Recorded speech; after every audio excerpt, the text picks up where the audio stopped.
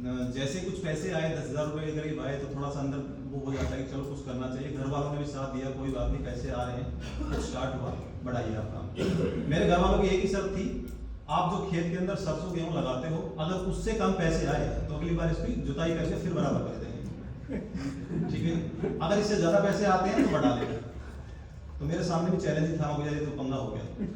मैंने लगाए 100 bed starting के अंदर, गोबर लगाया, गोबर भी 1500 के करीब। पहले तो मेरे पास, अभी तो ट्रैक्टर वगैरह खुद के हैं, पहले ट्रैक्टर भी किराए का था, तो कुल मिला के 2000 रुपये के करीब पड़ता था। 100 बेड लगाए लगभग मैंने स्टार्टिंग में, क्योंकि मैंने देखा कि 100 बेड से ही कुछ निकलेगा, 10-20 बेड से तो कुछ होने वाला नहीं, क्योंकि 20 बेड तो मेरे पास ऑलरेडी है, जो माल था बिक गया, अभी बेचने के लिए कुछ चाहिए। 100 बेड के अंदर लगभग 50 ट्रॉलियाँ लग गई, क्योंकि एक जो होता है ट्रॉली उसके अंदर 2 बेड तो बन ही जाते हैं। 100 बेड लगे, 100 बेड का जैसे प्रोडक्ट बना के 3 महीनों के अंदर जो सेलिंग पॉइंट था, जिसे हम कह रहे हैं कि मार्केटिंग करना, उसकी थोड़ी सी रफ्तार और बढ़ाई हमने। कहाँ बिकता है, पहले हमने इसको ज़्यादा फोकस बाहर नहीं किया, नियर बाई ही कोशिश कर रहे थे, क्योंकि कोरोना काल के हेर फेर में या उससे पहले या उसके बाद में बहुत सारे बागवानी आ गए हैं, काफ़ी सारे लोगों को रोजगार भी गए हैं, उसकी वजह से काफ़ी सारे लोग इस में आए हैं, डेयरी में भी आए हैं, बागवानी में भी आए हैं। पहले हमारे यहाँ पे नॉर्मली खेती होती थी सरसों गेहूँ बस, अभी क्या है नींबू अमरूद हर चीज़ के बाग लगा रहे हैं लोग, वो लगाते हैं तो उसके अंदर सबसे ज़्यादा वर्मी कंपोस्ट ही यूज होता है। जो भी डॉक्टर साइंटिस्ट या भी नर्सरी वाले हैं वो सभी प्रेफर यही करते हैं कि आप उसके अंदर वर्मी कंपोस्ट डालिए, क्वांटिटी कम ज़्यादा हो सकती है, ठीक है। तो वही कस्टमर हमने ढूंढे, हमारे नियर बाय भी वैसे नहीं मिलते हैं आमतौर पर, लेकिन जब ढूंढोगे तो मिलेंगे। मैं भी जब स्टार्टिंग में मैंने 100 बेड लगाए थे तो उस समय क्या था, मैं देखता था कि 50 किलोमीटर दूर मेरे को गौशाला दिख रही थी।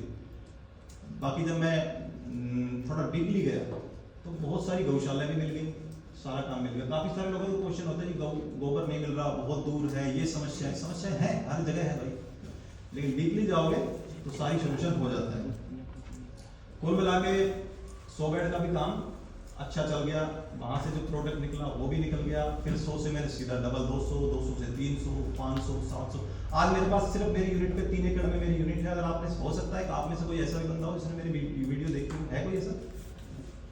नहीं, ठीक है। 3 एकड़ के अंदर मेरा वर्मी कंपोस्ट बेड की यूनिट लगी हुई है सिर्फ पटौदी के अंदर। उसके बाद मेरी 4 जगह यूनिट और है, लखनऊ में, जयपुर के अंदर है, मेरी नियर बाई खेतियावास गाँव में है, एक उड़ीसा में अभी हमने स्टेब्लिश की है, ठीक है। वहाँ पे जो काम करने वाले बंदे हैं उनके साथ हमने टाई अप किया है पार्टनरशिप के अंदर, आधे हमारे आधे उनके, क्योंकि वो भी उनका अगर उनको 2 पैसे नहीं बचे तो वो बंद कर देंगे। सारा का सारा माल वहाँ से निकलता है, ऑर्डर हम लेते हैं, ऐसे ही बढ़ा जाता है धीरे धीरे करके। एकदम आप ही कहोगे कि एकदम छलांग लगा तो बड़ा मुश्किल होता है। 5 साल लगे इस काम के अंदर, लेकिन आज इतना अच्छा काम है और बढ़ा ही रहे हैं, हम कम नहीं कर रहे, कोशिश ये कर रहे हैं। लगभग 3000 यूनिट के करीब हमने ऑल इंडिया में लगवाई हुई है, लगभग 3000 यूनिट, जिसको हम यूनिट बोलते हैं। कम से कम 20 से 30 बेड या 50 बेड, और सबसे टॉप जो यूनिट लगवाई है मैंने वो कर्नाटक में लगवाई है, अभी 200 बेड से स्टार्ट करवाई है सीधी, ठीक है जी।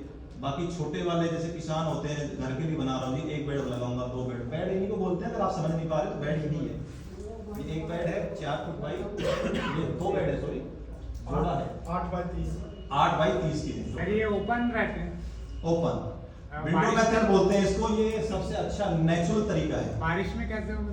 सब कुछ होता है, मैं बताऊं। एक यूनिट में कितने बेड रखते हैं? कितने भी लगाओ। यूनिट का मतलब होता है कि आप लगा तो कितने भी सकते हो, लेकिन कम से कम ऐसा बोले, यूनिट का मतलब कम से कम 20 तो बोलेंगे, होने को तो 10 भी बोल सकते हैं। अब 1 बेड लगा ले उसको क्या यूनिट बोलेंगे, मतलब कुल मिला के, ताकि उसमें वजन आए, बाद में भी वजन हो, 20 लगाए, 30 लगाए, 50 बेड लगाए, उसका रीजन होता है। 1 बेड लगाएंगे, 2 बेड लगाएंगे, या तो वो एक छोटा किसान ही होता है जो, या तो ट्रायल कर रहा है। काफी सारे लोग क्या करते हैं कि 1-2 बेड लगा के, जो अपना उनका काम है, पुराना काम, उसी के ऊपर फोकस रखते हैं, बाकी 1-2 बेड को ऐसे देखते हैं जैसे कुछ है ही नहीं, क्योंकि उसका लागत बहुत थोड़ी आई है। लेकिन अगर आप 20 बेड लगा रहे हो तो उसमें लागत अच्छी आती है, और जहाँ पैसे लगे होते हैं ना, वहाँ पे लोग ना सोच के चलते हैं सारा। अगर बाहर भी जा रहे हैं कहीं घूमने के लिए तो भी ये बोल के जाएगा घर वाले को, भाई इसमें पानी जरूर डाल देना, क्योंकि वहाँ पे आपकी लागत लगी हुई है 20 बेड के अंदर, 1 लाख 2 लाख 1.5 लाख जितनी भी लगी हुई है, ठीक है। तो उसके सक्सेसफुल रेशियो बढ़ जाते हैं। जहाँ 1-2 बेड है वहाँ पे बहुत मुश्किल होता है, ध्यान देना बंद कर देते, ध्यान नहीं दिया उसी समय कैंचो मर जाते हैं। रीजन पानी, खाना नहीं मिलेगा तो मरेगा, खाना नहीं डाला तो मरेगा। तो ध्यान देने के लिए कुल मिला के हम कोशिश करते हैं कुछ इन्वेस्ट तो करें ताकि उसका ध्यान प्रॉपर रहे। ठीक है सर।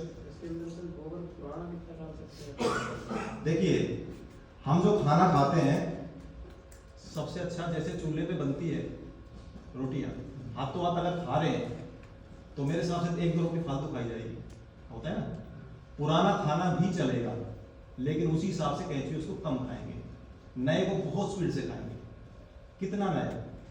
15 दिन पुराना लगभग हम बताते हैं। 15 दिन क्यों बताते हैं? क्योंकि उसमें गैस होती है मीथेन, आपको भी बताएंगे। स्टार्टिंग के अंदर जब वो गोबर आता है तो उसमें मीथेन गैस होती है और जब तक उसको आप निकालोगे नहीं कैंचुए मर जाएंगे। कैंचुए गर्मी सर्दी से कम मरते हैं। आप देखोगे अभी टेम्परेचर बढ़ेगा, फरवरी के अंदर ही आप हाल देख रहे हो कितनी गर्मी होने लग गई, आगे कितना हाल खराब होगा। गर्मी से इतना जल्दी नहीं मरेंगे क्योंकि 35-37 डिग्री अंदर का तापमान हो जाता है बेड का, इतना गर्म हो जाता है। मरते कम है, मीथेन गैस से ही मरते हैं। आपने वो सुना होगा भोपाल गैस त्रासदी हुई थी उस समय, कितने वो गैस से मरे थे सारे। सर्दी पड़ती है तो -3-4-5 डिग्री तक भी सहन कर लेते हैं, पाला पड़ता है बिल्कुल बर्फ पड़ती है यहाँ तब भी जिंदा रहते हैं। लेकिन थोड़ा सा मेंटेन करके चलना पड़ता है। इतना आसान भी नहीं है कि गोबर आया कैंचुए छोड़े पानी डालो बन गया और निकल गया। ये तो बस हो गया, इतना ही होता है ट्रेनिंग सिस्टम में, लेकिन ऐसा नहीं होता। साल के अंदर 3-4 ऋतुएं तो ऐसी होती है जैसे बारिश आ गई, गर्मी और सर्दी, मेन तो 3 ही है अभी, बाकी तो सारी खत्म होगी। आने वाले समय में हो सकता है सर्दी भी खत्म हो जाए, वो अलग बात है। लेकिन इनके अंदर जो बदलाव आते हैं उस समय हम अपने कपड़े भी चेंज करते हैं। गर्मियों के अंदर क्या करते हैं, हम कोट वगैरह निकाल देते हैं, ऐसा इनके लिए होता है। पानी कम ज़्यादा करना होता है। सर्दियों के अंदर भी अलग से ध्यान रखना पड़ता है, पानी ज़्यादा ना लग जाए, सफ़ेद पड़ जाएंगे, गलने लग जाएंगे। गर्मियों में क्या होता है, गर्मियों में अगर इसका ऊपर से हमने शेड नहीं रखा, ढक के नहीं रखा अच्छी तरह, तो ऊपर से गोबर सूखेगा और हीट की वजह से कैंचुए मरने के चांस हो जाएंगे। हमारे जो मेन वर्कर हैं वो कौन है? कैंचुए, उन्हीं से काम कराना है हमें। वही मर गए तो सब खराब है। भाई गोबर तो बहुत जगह है, गौशाला में भी है, बहुत सारी जगह तो वो गोबर बढ़ा हुआ है, लेकिन उनका रेट क्या चल रहा है? 1000-1500 है ना। अगर गोबर ही बेचना होता तो हम बात ही नहीं करते इस विषय के ऊपर, लेकिन हमें उसका यूज करना है और उसको वर्मी कंपोस्ट में चेंज करके तब सेल करना है, क्योंकि प्रॉफिट उसके अंदर अच्छा खासा आज के समय में चल रहा है। और आने वाले समय के लिए भी बोल रहा हूँ मैं, अभी की बात नहीं कर रहा, आने वाले कुछ समय के लिए कम से कम नहीं तो देखिए आप कितने लोग यूज कर पा रहे हैं अभी वर्मी कंपोस्ट। मेरे हिसाब से अगर आप में से, मैं वैसे नॉर्मली पूछूं, अच्छा आप कर रहे हैं खाली वर्मी कंपोस्ट, ठीक है, तो ये तो बहुत कम गिनती है। मेरे हिसाब से 4-5 लोग ही हैं जो वर्मी कंपोस्ट यूज कर रहे हैं। अगर इनमें से लगभग सारे हाथ उठते ना, अगर मैं ये कहूँ यूरिया DAP कितने यूज कर रहे हैं, लगभग सारे के हाथ उठ जाएंगे, सभी कर रहे हैं। तो ये उल्टा होना चाहिए ना भाई। किसान अगर मान लो, उसको जरूरी नहीं है कि आप वर्मी कंपोस्ट सेल ही करें, अगर आप अपने लिए भी बना रहे हैं तो कहाँ दिक्कत है? क्या खर्चा बचेगा आपका? यूरिया DAP में जो आपका खर्चा जा रहा है वो बचेगा। गोबर आपके पास है, कैंचुए एक बार आपने ले लिए और बना रहे हैं लगातार, आप सारा खर्चा बच जाएगा। दूसरी चीज, अगर आप सेल कर पाते हैं, आपके अंदर वो थोड़े से भी सेल वाले गुण हैं, और ऐसा नहीं है कि सेल करने के लिए कोई अलग से किसी में डालना पड़ता है, यहीं पे आपको थोड़ी सी नॉलेज लेनी पड़ती है कि सेल कैसे करें। थोड़े से आपको प्रयास करेंगे तो सेल हो जाएगी। ऐसा नहीं है कि सेल वाले, काफी सारे मेरे साथ ऐसे मित्र भी हैं जो शेयर पॉइंट पे बात करता हूँ एक बार में, 1 मिनट के लिए। आप किसी कस्टमर के पास या आप कोई दुकानदार है तो आपके पास कोई भी सप्लायर आता है, पहली बार सप्लायर आएगा तो आप कभी भी ये नहीं कहोगे हाँ लाओ मैं ले लेता हूँ। आप उनको यही कहोगे कोई बात नहीं आगे देखेंगे, अच्छा माल है आपका अगली बार देखेंगे, फिलहाल मेरे पास माल पड़ा हुआ है, यही बोलते हैं। हर एक नर्सरी वाला या हर एक जो भी वर्मी कंपोस्ट यूज कर रहा हो ऑलरेडी कहीं ना कहीं से जुड़ा हुआ है, तो आपको यही बोलेगा अगली बार देखेंगे भाई, ठीक है। दोबारा फिर जाओ, तीसरा फिर जाओ, चौथी 5वीं बार जाके ना वो अपने आप ही सरेंडर हो जाएगा, वो कहेगा चल थोड़ा सा दे जाए, ठीक है जी। अगली बार वो ले लेगा अपने आप ही। अगर आपने पहली बार ही सरेंडर कर दिया तो आपका माल नहीं बिकेगा। वहीं पे फिर लोग दम तोड़ देते हैं, अब जी मेरा माल तो बिका ही नहीं, मैं तो गया था, अब मेरे को शर्म आती, मैं नहीं जाऊँगा, या वो ऐसा बोला मेरे पास टाइम नहीं है। तो सेल जो करना जानता है वो इन चीजों का अवॉइड करता है। बार बार जाएगा, चौथी 5वीं बार वो कंफर्म लेगा आपसे, और एक बार जुड़ गया आपसे, एक बार में उसने 1 कट्टा ले लिया खाद का, तो मैं गारंटी देता हूँ लगातार जुड़ जाएगा अगर आपका प्रोडक्ट अच्छा है, ठीक है जी।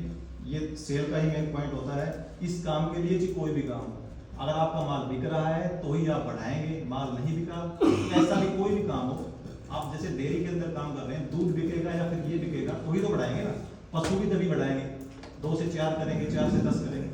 नहीं बिक रहा है तो फिर बेकार है, और अच्छे रेट में नहीं बिक रहा है तो भी बेकार है। गोबर कितना पुराना होता है आपका? 15 मैं बताता हूँ, स्टेप वाइज में थोड़ा सा बता देता हूँ।